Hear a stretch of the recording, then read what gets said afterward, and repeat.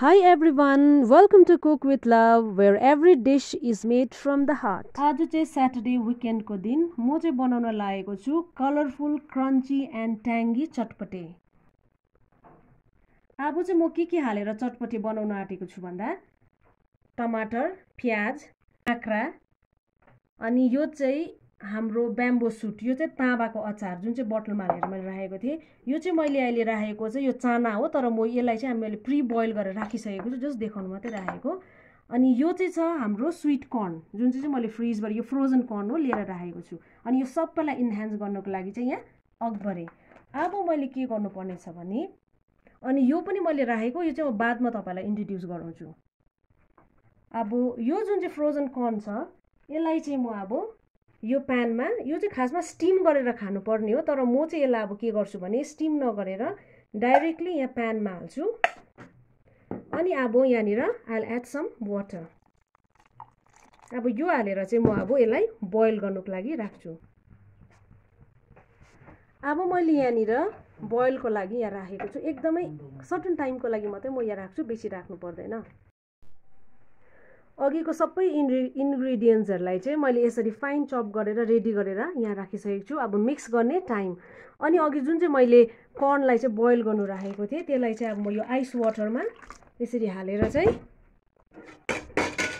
अब यो डाइरेक्टली पुठ्यो। यसले गर्यो भने चाहिँ हाम्रो छिटोसँगले यो के हुन्छ सेलाइहाल्छ। अब एक एक गरेर चाहिँ म सबै इन्ग्रेडियन्ट्सहरू, यो क्युकम्बर, क्यारेट, प्याज,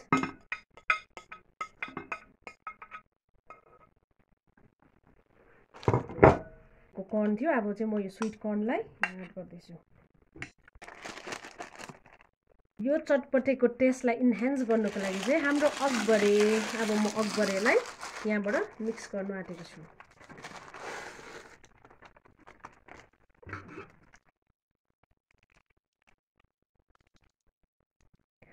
so finally let me introduce to the star ingredients. यो चाहिँ ब्याम्बो सुटको अचार, यो चाहिँ के भन्छ ताँबाको अचार। यो सबै जति पनि मिक्स गरेको छ यसलाई चाहिँ एकदमै टेस्टी बनाउनुको लागि चाहिँ हाम्रो ब्याम्बो सुटको अचार, यो चाहिँ मैले लास्ट इयरै मैले यसरी प्रिजर्भ गरेर राखेको थिएँ, त्यो चाहिँ अब म मिक्स गरिरहेको छु।